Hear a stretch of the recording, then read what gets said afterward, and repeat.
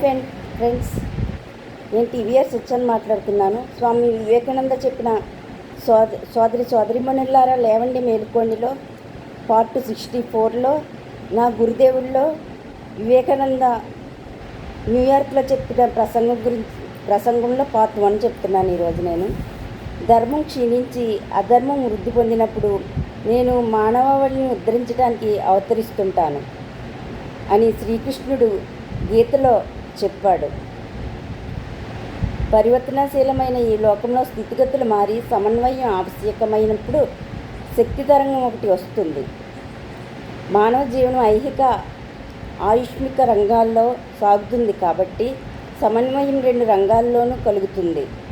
ఆధునిక కాలంలో ముఖ్యంగా ఐరోపా ఖండమే ఐహిక రంగంలో సమన్వయానికి పునాదిగా ఉంది. ఇక ఆసియా ఖండం ఆత్మయుగం నుండి ఆధ్యాత్మిక సమన్వయానికి మూలమై ఉంది. నేడు ఆధ్యాత్మిక రంగంలో మానవుడికి మరో సమన్వయం అవసరమై ఉంది.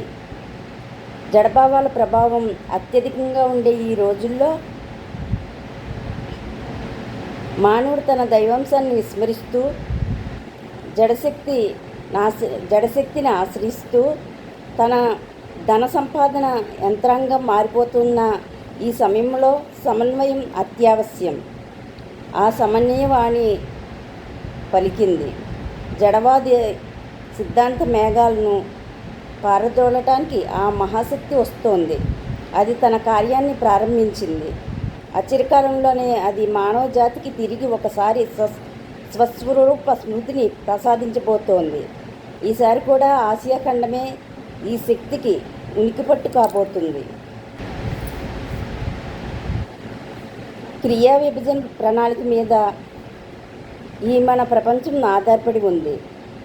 కష్టే ఫలి అనే నీతి విధానంలోనే మన ప్రపంచం నిలిచి ఉంది. సమస్తాన్ని ఒక్కడే అనుభవిస్తాడనటం వ్యర్థ ప్రలాపన. అయినా మన మూఢత్వాన్ని ఏమని చెప్తాం? అజ్ఞాన దశలోని శిశువు తన ఆటబొమ్మ తప్ప మరో కోరదగ్గ వస్తువు ఈ ప్రపంచంలో లేదని భావిస్తుంది.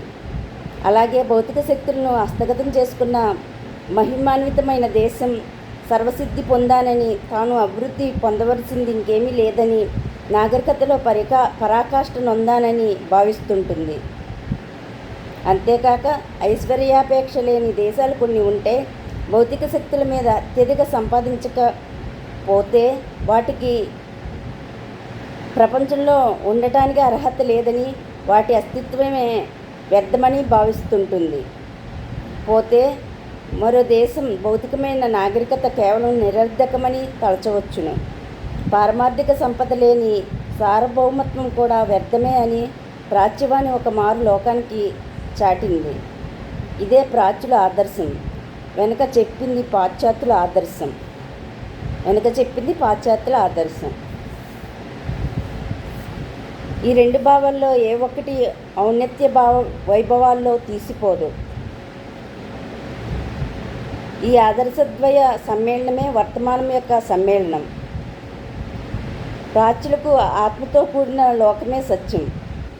పాశ్చాత్యులకు ఇంద్రియానుభూతమైన ప్రపంచమే నిజం. ప్రాచ్యులకు ఈప్సితార్థాలన్నీ ఆధ్యాత్మిక అనుభూతిలోనే లభిస్తున్నాయి. ఈ అనుభూతిలోనే వారు జీవిత సాఫల్యాన్ని అందుకోగలుగుతున్నారు. పాశ్చాత్యుల్ని అనిత్య వస్తువుతో ఆడుకునే వ్యర్థుడుగా జమకడతారు. పరిణితబద్ధులైన స్త్రీ పురుషులే అశాశ్వతాలైన జడ పదార్థాల్లో ప్రీతిని పూనుతున్నారనే విషయాన్ని తలచి ప్రాచ్యుడు నవ్వుకుంటాడు. ఒకరినొకరు పిచ్చివాళ్ళలాగా పరిగణించుకుంటారు. పాశ్చాత్య ఆదర్శాలు 2 మానవ అభ్యుదయానికి సరిసమానంగానే ప్రయోజనకారులు. ప్రాచ్యుల ఆదర్శం పాశ్చాత్యుల ఆదర్శం కంటే ప్రాముఖ్యాన్ని వహిస్తోందని నా అభిప్రాయం. యంత్రాలు మనిషికి సుఖాన్ని ఇవ్వలేవు కూడా. ఈ విషయాన్ని మనుషులచే నమ్మించి ప్రయత్నం చేసేవాడు యంత్రాలకు సుఖాన్నిచ్చే శక్తి ఉందని చెబుతాడు. కానీ సుఖానికి ఆశ్రయభూతమైనది మనస్సును జయించిన వాడు అక్కడే సౌఖ్యాన్ని పొందగలడు. మిగిలిన వారికి శాంతి లేదు. నిజానికి యంత్రశక్తి అంటే ఏమిటి? తాంత్రి మూలంగా విద్యుత్ శక్తిని పంపగలిగిన వాడే శక్తిశాలి. ప్రతిభావంతుడు అనటం ఎందుకు? ప్రకృతి ప్రతి విషయంలోనూ సహస్ర గుణాధికంగా ఈ కార్యాన్ని నడుస్తుందే. కాబట్టి ప్రకృతికే దొసులొగ్గి దాసోహం అనవచ్చునా? విశ్వాసాన్నంతా లోపరుచుకుని ప్రతి అణువును వశపరుచుకున్నా మీకు కలిగే పురుషార్థం ఏమిటి? ఆనందానికి మూలకందమైన శక్తి నీ హృదయంలో లేకపోతే, నువ్వు ఆత్మ విజయాన్ని పొందకుంటే ఈ భౌతిక ఆకర్షణలు ఏవి నీకు శాంతిని ప్రసాదింపలేవు. మనిషి ప్రకృతిని జయించడానికే జన్మించాడనే విషయం నిజమే కానీ పాశ్చాత్యులు ప్రకృతి అంటే భౌతిక ప్రకృతిగానో లేక బాహ్య ప్రకృతిగానో భావిస్తారు. నదీసాగర పర్వత సంశోభితము, అనంత శక్తియుక్తము, వైచిత్ర్య దీప్తము అయిన బాహ్య ప్రకృతి అద్భుతమై వెలుగుతుందన్న విషయము సత్యమే. కానీ దీనికంటే అత్యంత అద్భుతమై మనిషి అంతర్ప్రకృతి దీపిల్లుతోంది.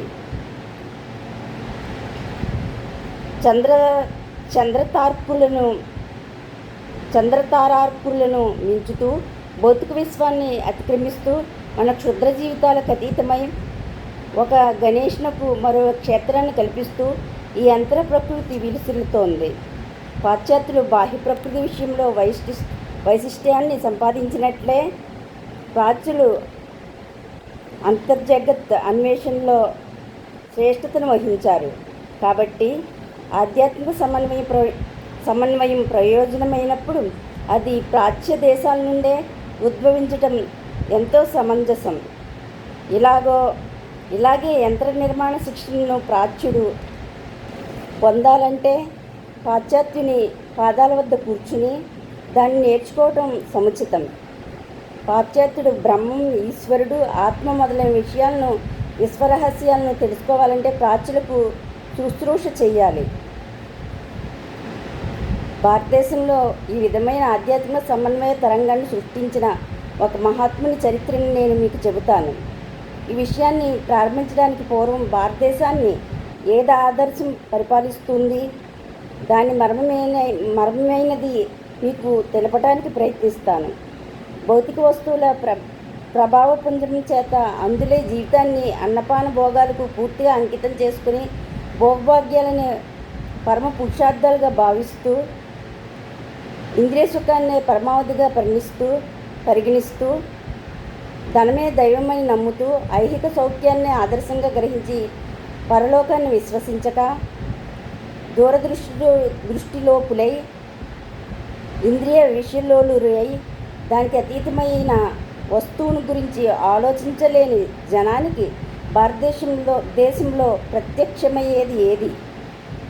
దారిద్ర్యం, మాలిన్యం, అజ్ఞానం, మౌఢ్యం, బీభత్సాలే వారికి కానవస్తాయి. ఎందుకంటే వీరు వేషభాషల ఆడంబరాన్ని, సంఘ మర్యాదలను విజ్ఞానంగా తలపోస్తారు.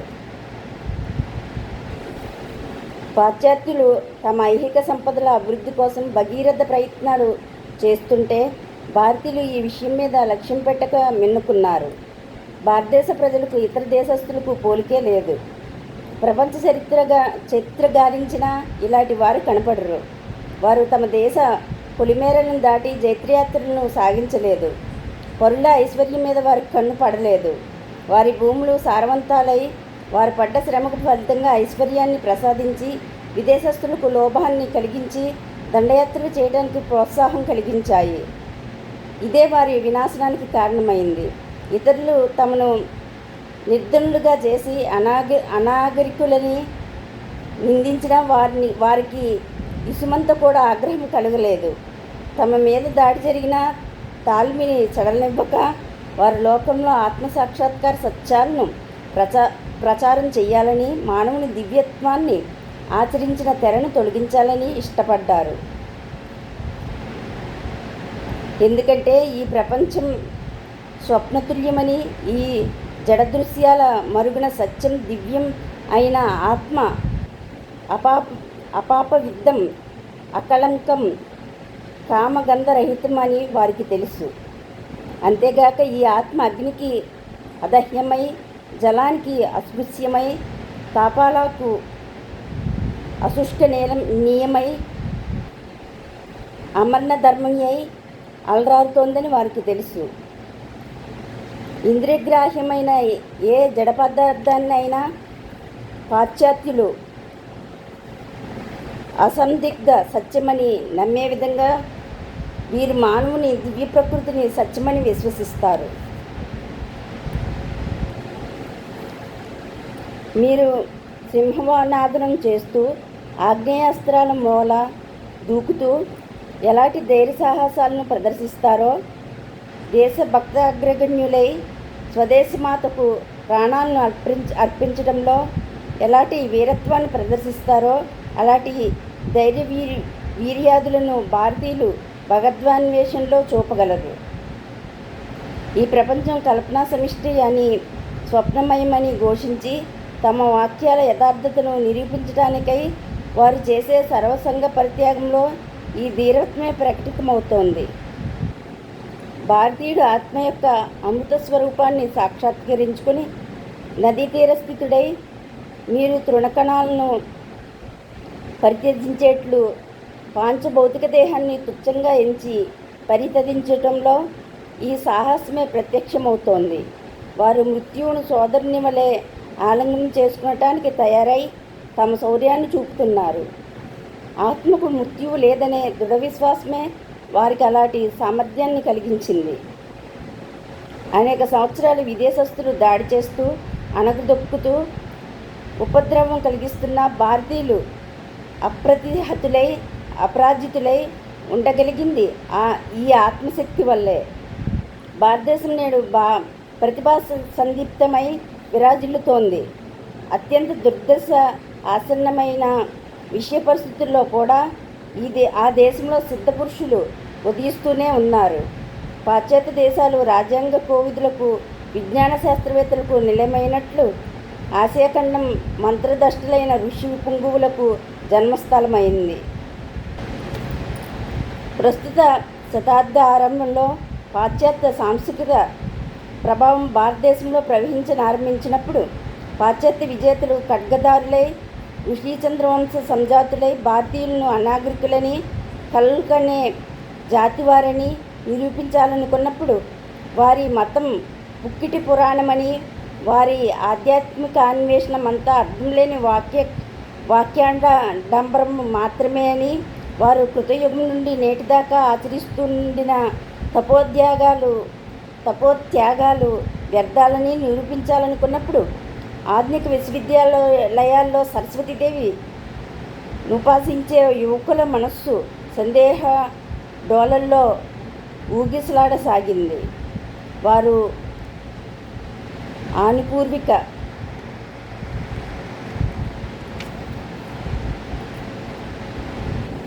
ఆనుపూర్వికమైన జాతీయ జీవనం భ్రష్టమైపోవటం వల్ల తిరిగి పాశ్చాత్య విధానాలను అనుసరించి తమ జీవనాన్ని సమగ్రంగా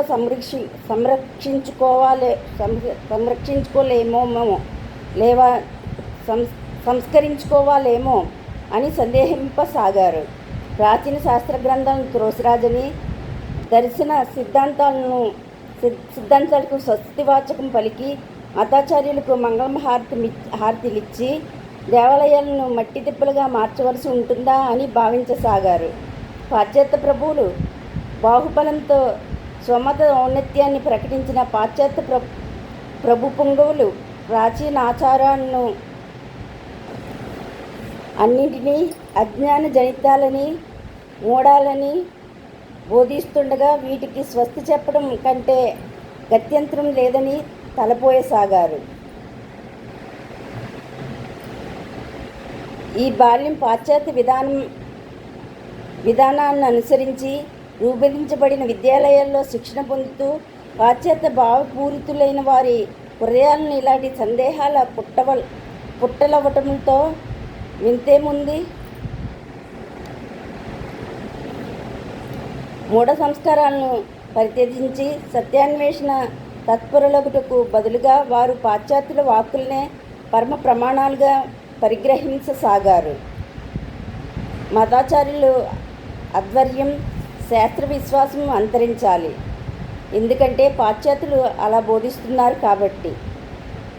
ఈ విధంగా తటస్థమైన చిత్త సంక్షోభమే కారణంగా సంస్కరణోద్యమం ఒకటి భారతదేశంలో పొడచూపింది. సంస్కరణాన్ని ప్రధాన ఆశయంగా తీసుకున్న వ్యక్తికి ముఖ్యంగా 3 గుణాలు ఉండాలి. మొదటిది సదయాంతఃకరణం. నువ్వు సోదర మానవ కోటి నిమిత్తం యథార్థంగా పరితపిస్తున్నావా? లోకాన్ని ఆవరించిన అజ్ఞాన మూఢ శ్లోకాలు నిన్ను వాస్తవంగానే కలవరపెడుతున్నాయా? మానవమాతృడు సహోదరుడని నువ్వు నిజంగా అంటున్నావా? ఈ భావం నీలో పరిపూర్ణంగా ఉందా?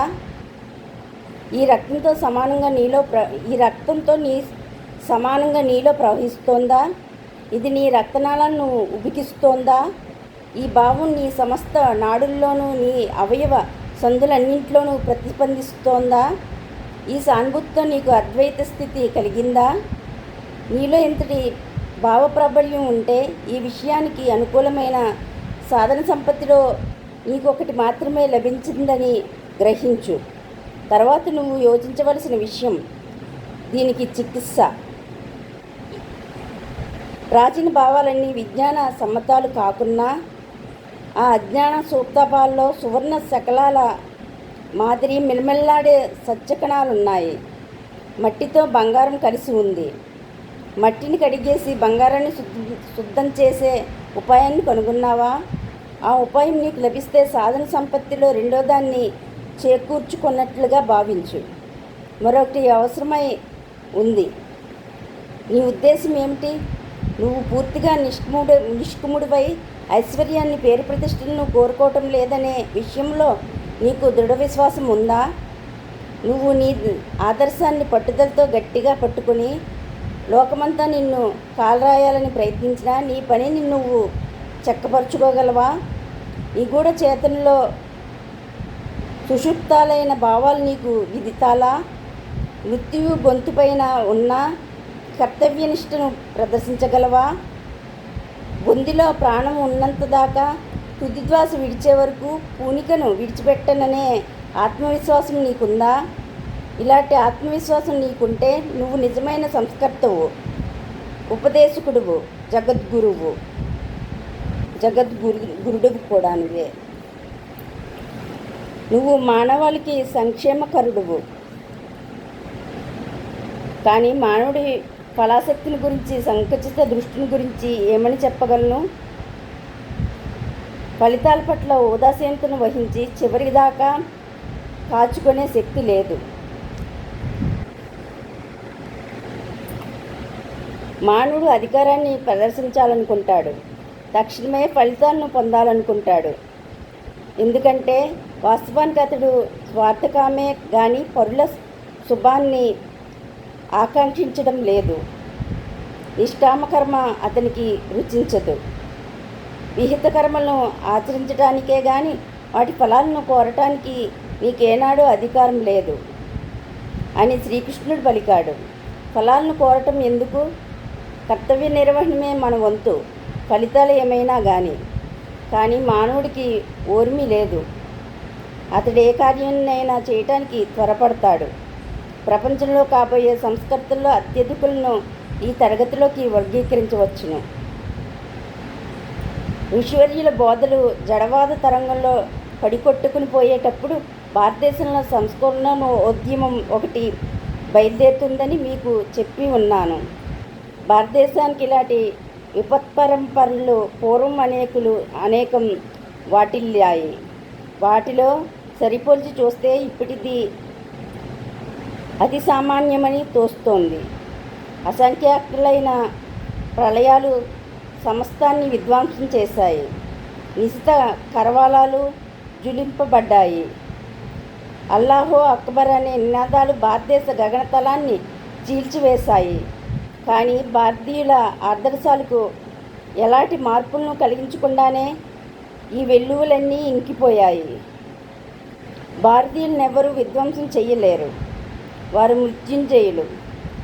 ఆత్మతత్వాన్ని ఆదర్శంగా చేసుకుని ఆధ్యాత్మిక విషయానురాగాన్ని విడవనంత వరకు వారు అమరులై వెలుగొందుతారు. లక్ష్మీప్రసాదం కలిగిపోయినా చిరకాలం పెద్దమ్మే అనుగ్రహం చూపిస్తున్నా వారు ఈశ్వరుణ్ణి విస్మరించరుగాక. తమ వంశాలకు పురుషులు ఋషీశ్వరులని జ్ఞాపకంలో ఉంచుకుంటారుగాక. పాశ్చాత్య దేశాల్లో వీధుల్లో తిరిగాడే నికృష్టకుడు కూడా తాను మధ్యయుగంలో విలసిల్లిన ఫలానా చోరప్రభుని వంశంలో జన్మించానని చెప్పుకోవటానికి ఉత్సాహపడేటట్లుగా భారతదేశంలో సింహాసనాసీనుడైన చక్రవర్తి సైతం అరణ్యవాసి చెట్టు బెరడులను ధరించిన వ్యక్తి జటావల్కలాజినదారి కందమూలాసునుడు బ్రహ్మధ్యాన పరాయణుడు అయిన ఫలానా ఋషీంద్రుని గోత్రంలో జన్మించానని చెప్పుకోవడానికి గర్విస్తాడు. మేము ఇలాంటి యోగులు కులంలోనే జన్మించుకోరుతాం. ఎంతవరకు పవిత్ర గుణం పరమపూజ్యంగా పరిగ్రహించబడుతుందో అంతవరకు భారతీయులకు మరణం లేదు. ఓకే ఫ్రెండ్స్, నేను చెప్తున్న స్వామి వివేకానంద చెప్పిన సోదరిమణులారు లేవండి మేలుకొండలో 64లో నా గురుదేవుడిలో స్వామి వివేకానంద న్యూయార్క్లో ఇచ్చిన ప్రసంగంలో పార్ట్ 1 చెప్పాను. నెక్స్ట్ నా గురుదేవుడిలో న్యూయార్క్లో ఇచ్చిన ప్రసంగంలో పార్ట్ 2 చెప్తాను. నేను చెప్తున్న లేవండి మేలుకొండలో ఏమైనా మిస్టేక్స్ ఉంటే దయచేసి నాకు క్షమించండి. Okay friends, thank you, bye.